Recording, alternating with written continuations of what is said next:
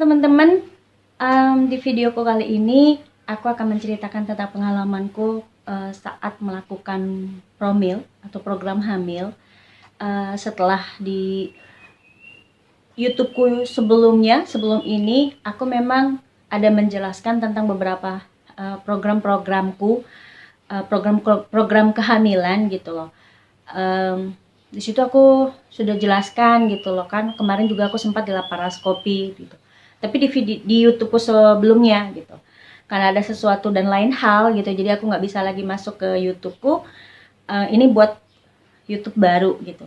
Nah, di videoku kali ini aku akan menjelaskan apa sih yang aku lakukan setelah aku menjalankan laparoskopi kemarin gitu.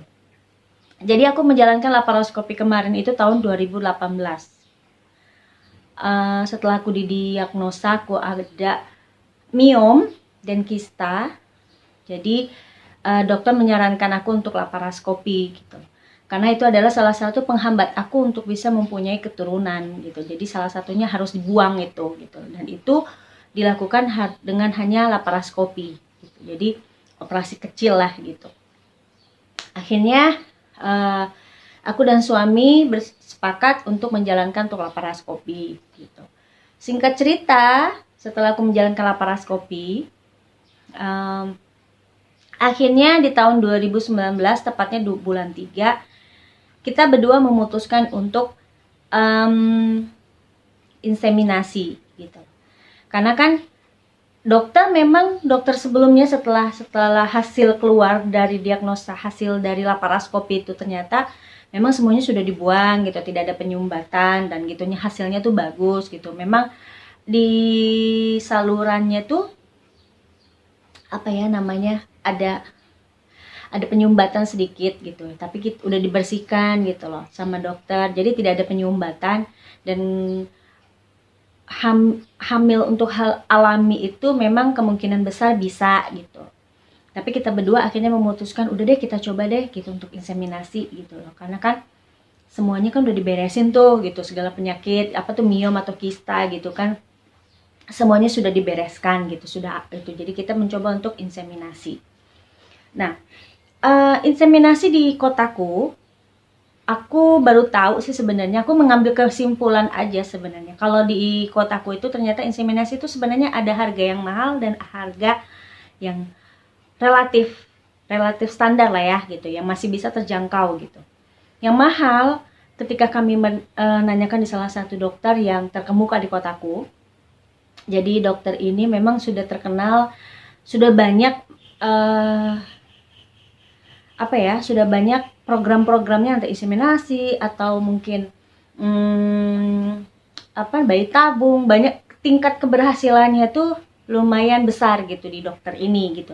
Dokter inilah yang mendiagnosa aku kalau ternyata aku nih ada miom dan kista gitu loh. Karena selama beberapa dokter yang aku temuin gitu, selama aku menjalankan program kehamilan, ada beberapa dokter yang memang yang mengatakan aku tuh cuman ada kista gitu, tapi kista itu sebenarnya nggak terlalu membahayakan.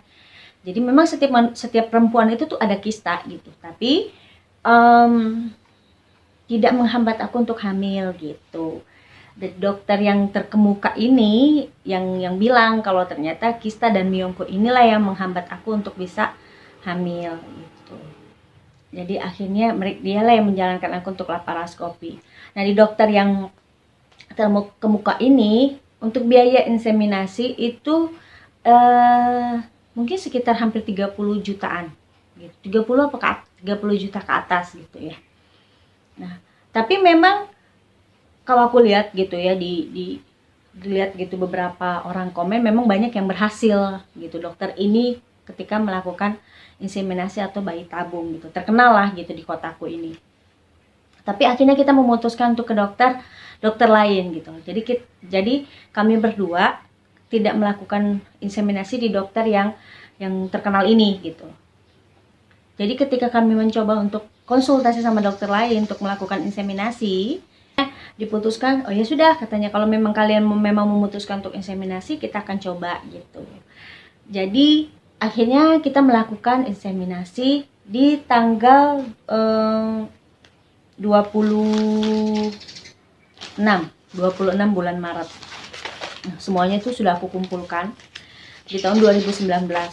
Ya walaupun sebenarnya ini sudah lama gitu, tapi aku cuma pengen sharing aja sih sama teman-teman gitu loh. Tentang pengalamanku tuh kemarin waktu diinseminasi gitu. Jadi dokter akhirnya menyarankan aku dengan perincian segala macam, oh murah kok, nggak terlalu mahal gitu, kita begini bla bla bla bla bla gitu. Jadi ya sudah, akhirnya kita memutuskan untuk mencoba dengan beriman. Kita yakin kalau kita tuh sebenarnya inseminasi kita tuh kan berhasil gitu. Ya sudah, akhirnya ada beberapa tahap dan proses yang harus kita lewati. Yaitu yang pertama ya, sebelum suami diambil spermanya, jadi aku harus disuntik untuk pemecah sel telur kalau nggak salah. Jadi harganya itu sekitar hampir 700-an. Karena dokter bilang kita nggak tahu nih kapan masa ovulasinya. Jadi untuk mempercepat, jadi kita bantu dengan suntikan untuk pemecah sel telur. Kalau nggak salah ya, karena aku lupa gitu namanya. Kalau nggak salah sih pemecah telur namanya. Jadi supaya sel telurnya pecah dan siap untuk dibuahi atau dimatangkan lah gitu, kurang lebih kayak gitu. Harganya itu kalau nggak salah 700-an, 700 ribuan sekian gitu.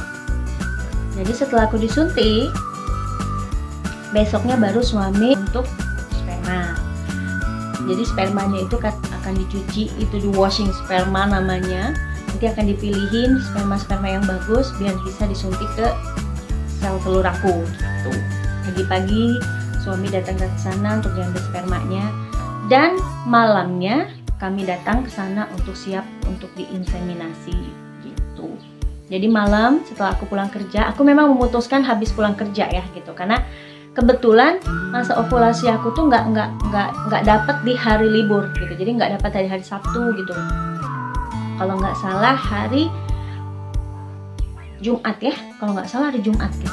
Jadi yang waktu yang tepat kata dokter itu hari Jumat, aku siap untuk diinseminasi. Sudah, akhirnya malamnya aku datang, jam 6 aku datang ke sana, aku mulai bersiaplah untuk diinseminasi. Dan setelah sperma itu udah siap, hasilnya lumayan bagus spermanya, jadi siaplah aku untuk diinseminasi gitu. Jadi dilakukanlah. Jadi setelah dilakukan, dokter jangan bergerak. Jadi kakiku tuh diangkat seperti orang mau melahirkan gitu kan. Jadi setelah disuntikan spermanya ya aku nggak boleh bergerak, kakiku tuh nggak boleh turun gitu. Jadi diganjal sama bantal supaya spermanya tuh nggak turun gitu. Kesalahan terbesar aku yang aku rasakan ini sebenarnya gitu, nggak tahu ini ada apa ya, ada hubungannya atau enggak aku nggak tahu. Tapi dokter menjalankan untuk, jadi selesai itu kalau nggak salah sekitar jam 8. Jadi jam 6 aku masuk kamar, dilakukan tindakan segala macam bla bla bla bla jam 8. Jadi dokter nyuruh kalau bisa sih katanya sampai pagi aja di sini gitu. Jadi supaya istirahat total, jadi agar spermanya itu nggak keluar. Dan ternyata ketika aku ada bergerak sedikit, jadi setelah dilakukan ya, jadi pas waktu aku istirahat gitu, aku tuh ada bergerak dikit dan terasa banget sih sepertinya ada yang keluar sedikit gitu. Jadi aku ada bergerak dikit, ada yang keluar sedikit. Aku pikir sih itu nggak apa-apa gitu kan, karena biasa lah ya, sudah. Tapi karena kita nggak tahan gitu, maksudnya kita pikir udah lama ya istirahat. Jadi jam 11 atau jam 12 akhirnya kita memutuskan sama suster, sus kami mau pulang aja, mau pulang ke rumah gitu kan. Jadi biar kami istirahat di rumah. Oh ya, ya udah nggak apa-apa sih katanya. Ya kalau bisa sih di sini aja dulu sampai pagi katanya gitu. Tapi kami memutuskan istirahat di rumah aja deh gitu. Ya udah kita pulang. Jadi kata susternya ya hati-hati kalau jalan katanya gitu. Hindari lubang, jangan cari jalan yang jelek gitu. Akhirnya kami pulanglah ke rumah. dengan dikasih obatnya dikit sih kalau nggak salah ya. Nanti aku akan tulis berapa detail biaya yang aku keluarkan pada saat aku inseminasi ya gitu. Jadi setelah aku pulang, salahnya aku ketika aku pulang, seharusnya aku tuh bed rest.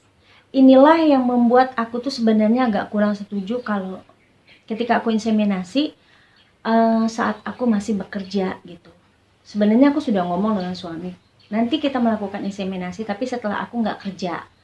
Karena aku pengen ketika inseminasi, aku lebih fokus gitu, pengen istirahat gitu kan. Karena kan berdasarkan pengalaman-pengalaman orang gitu, kalau misalnya udah inseminasi, kita harus bener-bener bed rest ya. Jadi selama 2 minggu tuh kita harus bed rest. Sama halnya lah dengan bayi tabung. Kalau aku sih berpikiran seperti itu. Jadi kita harus diam di rumah, di kamar gitu kan, benar-benar istirahat, kalau bisa tuh tidur, nggak melakukan apa-apa gitu loh ya. Anggap aja kita melakukan tuh bayi tabung sih, kalau aku sih berpikiran seperti itu. Tapi yang namanya kita memang, mungkin aku masih menganggap enteng gitu, jadi aku masih melakukan aktivitas, walaupun sebenarnya aku nggak melakukan pekerjaan berat gitu, tapi aku masih jalan-jalan setelah besok harinya gitu kan. Aku masih masak, bahkan aku masih naik motor gitu kan. Kesalahannya tuh di situ. Jadi ya sudah, akhirnya setelah 2 minggu, setelah kita mau hari-hari, detik-detik mau tanggal aku harus mendapatkan mens, datang bulan, ternyata inseminasiku tuh gagal gitu. Dan aku datang mens. Ya kecewa, ya pasti kecewa gitu. Karena aku mendapatkan ya kesalahan mungkin dari aku gitu. Karena aku tidak bisa istirahat, tidak bisa menjaga gitu kan. Ya balik lagi sih, mungkin Tuhan belum kasih jalan aku untuk bisa hamil gitu melalui inseminasi gitu. Jadi ya sudah, akhirnya inseminasi itu gagal gitu. Dan kita tidak mencoba lagi untuk besoknya, nanti deh gitu, untuk istirahat dulu gitu. Karena hasil dari biaya, dari segala macam gitu kan, dari kita kontrol, dari inseminasi, dari pengambilan sperma, semuanya itu membutuhkan uang ya gitu ya. Dan kita tuh istirahat dulu. Jadi hasilnya tuh di totalin hampir 10 juta gitu kita mengeluarkan untuk biaya inseminasi ini gitu. Bukan masalah nominal uangnya. Ya memang secara finansial memang uang buat kami, uang itu besar gitu kan. Jadi kita harus bisa menabung lagi untuk bisa inseminasi gitu. Latih juga keikhlasan kita, mengelatih ke pribadi kita sendiri, kita mau nggak sih nerima kegagalan lagi gitu loh. Itu yang lebih terasa banget gitu loh. Ya suami bilang ya sudahlah, kita jalanin aja dulu gitu. Jadi akhirnya ya kita mencoba untuk menerima keadaan kalau ternyata inseminasi kita tuh gagal gitu. Nah, poin yang di sini yang ingin aku sampaikan buat teman-teman di sana yang mungkin mau melakukan inseminasi gitu. Sebenarnya murah atau mahalnya sebuah inseminasi itu sebenarnya tergantung dari kita sendiri gitu ya. Nah, aku nggak tahu perbedaan antara inseminasi yang murah dengan inseminasi yang mahal dari harga ya gitu. Jadi ada harga yang kayak aku jalanin kan cuma 10 juta gitu. Kalau yang mungkin dokter yang lain ada yang bisa sampai 30 jutaan ke atas. Aku sama sekali nggak tahu perbedaannya tuh apa. Tapi sebenarnya tingkat keberhasilannya inseminasi itu adalah dari kita sendiri, dari pribadi kita sendiri. Yang pertama ya kita harus siapkan mental. Harus legowo gitu. Harus bisa menikmati ya. Harus bisa menikmati, harus banyak istirahat, mungkin dari makanan juga harus bisa dijaga gitu. Itu sih sebenarnya. Jadi ya seperti yang aku alamin gitu loh. Kalau memang kalian untuk bekerja, lebih baik kalian harus benar-benar harus mempersiapkan gitu. Harus cuti dulu gitu kan. Harus cuti, tidak melakukan kegiatan apapun gitu. benar-benar harus bed rest sih sebenarnya gitu. Jangan dulu berjalan-jalan kalau bisa ya, naik motor juga jangan gitu loh. Terus ya banyak-banyak mungkin harus makan makanan yang bergizi mungkin gitu lah. Jadi ya balik lagi itu tuh dari keberhasilan atau enggak tuh ya tergantung dari badan kita sih sebenarnya gitu, kalau menurut aku ya gitu. Ya walaupun kita inseminasi yang mahal, tapi kalau memang dari pribadinya kita sendiri yang salah gitu, ya nggak akan berhasil sih gitu. Maksudnya dari kita tuh yaitu tadi kesiapan dari kita, mental kita itu sendiri gitu. Jangan terlalu excited. Susah ya kalau kita terlalu excited, itu di pikiran kita ketika kita gagal ya kita akan down gitu. Jadi ya biasa aja, jangan terlalu difokuskan gitu. Berhasil nggak ya, dan itu tuh berubah banget gitu di pikiran kita, dan itu akan membuat kita menjadi stres gitu. Jadi itu tadi, persiapkan mental kita harus bisa siap menerima keadaan dan harus bisa legowo, harus bisa bersyukur gitu loh. Ya aku sih mencoba untuk itu. Sampai saat ini pun juga Tuhan belum kasih, aku mencoba untuk mengucap syukur aja gitu. Karena buatku kita ini ya Mams, yang belum dikasih keturunan sama Tuhan tuh adalah orang-orang yang istimewa. Kenapa? Ya kita diizinkan Tuhan untuk bisa mencoba lagi gitu loh. Melatih mental kita, hati kita untuk bisa mempunyai anak gitu loh. Jadi nggak usah khawatir lah gitu ya, nggak usah khawatir kita belum bisa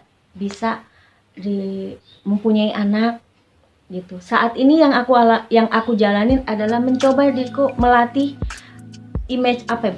melatih pikiran aku bahwa aku ini sekarang sedang hamil, walaupun sebenarnya belum gitu loh. Kenapa?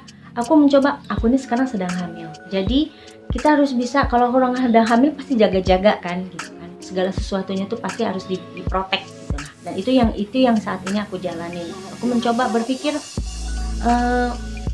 di pikiranku kalau aku lagi hamil, jadi aku harus menjaga badanku gitu. Jangan ini gitu, supaya aku bisa menjalani program hamilku secara alami gitu. Nah itu aja yang aku mau share. Jadi jangan patah semangat buat teman-teman di luar sana yang belum bisa hamil sama seperti aku. Ingat, kita boleh melakukan inseminasi, tapi balik lagi kita harus siap mental dulu gitu lah. Siap mental, siap finansialnya ya, jangan sampai deh gitu kita nanti jadi down dan itu bisa menghambat kita untuk proses-proses selanjutnya ya. Nanti aku akan share lagi apa aja sih setelah inseminasi, apa aja yang aku lakukan untuk bisa mengejar terus untuk mempunyai anak ya. Jangan kemana-mana, tetap ikutin aja videoku nanti. Aku pasti akan share tentang pengalamanku untuk bisa mendapatkan seorang anak ya. Oke, jangan lupa di like, di subscribe, dan di share, tentu aja di komen ya. Bisa share juga tentang pengalaman teman-teman untuk mungkin inseminasi gitu, kalian bisa komen di bawah ya. Nanti kita bisa sama-sama komen deh.